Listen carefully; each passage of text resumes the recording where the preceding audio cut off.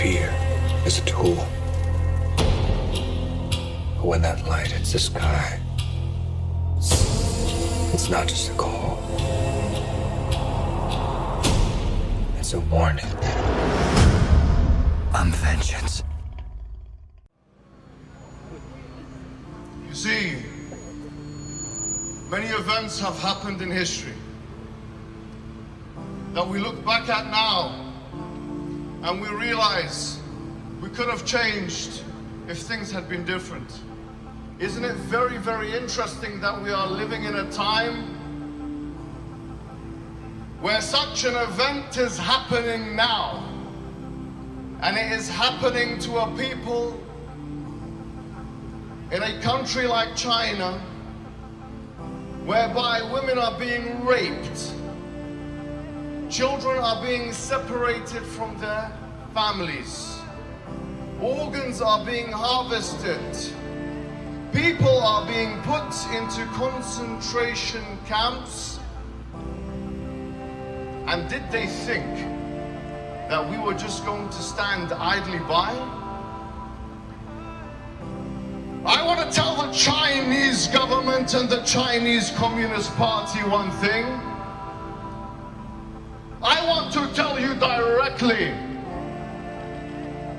you may be able to manipulate governments, but you cannot manipulate the millions of Muslims around the world. Did you think that you were going to have a minority group in your country persecute them in the way that you are persecuting them, deal with them in the way that you are dealing with them, and that we were not going to get involved? Do you think that if you start war, if you start a war with the Uyghurs, that you have not started a war with the Muslims? I tell the Chinese today, with all vehemency and all vigor, you have started a war with the Muslims, and we will not live or die until we become victorious in this war. Look at them now. Look at them looking at me. What are you looking at? My question is, what the hell are you looking at? You've taken your flag away, while I have a flag that you can replace your flag with. Take this Uyghur flag, you son of... I tell you today, you have nothing to offer the world. You have nothing at all to offer the world. You know why? Because you have already incorporated a Marxist communist system. You've already lost the war against the Americans and the West, because you have taken their ideology. But let me tell you something. Your best bet is actually to become Muslims. That's your best bet.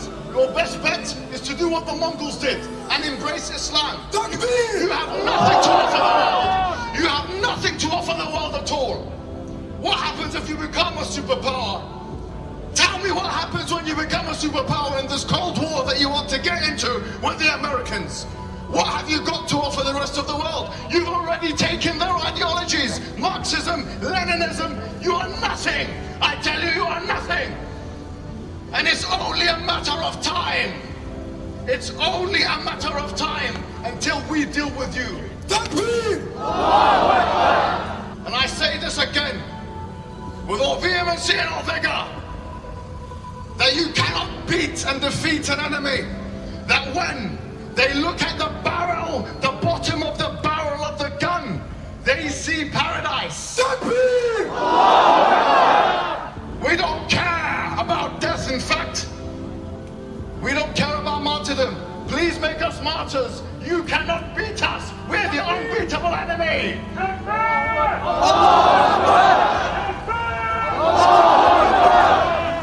You should actually learn from the Uyghurs.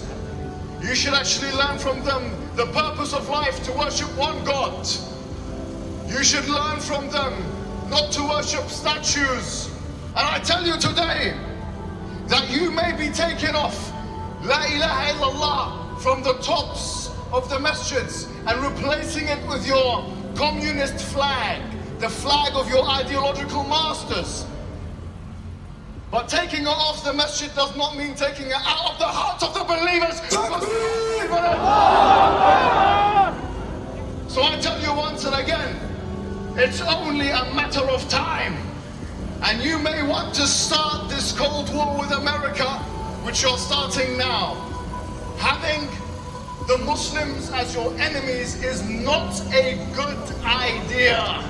And history, as it had in the past, with the Persians and the Romans and the Mongols and all of these, history will tell this story again, and you will be defeated under...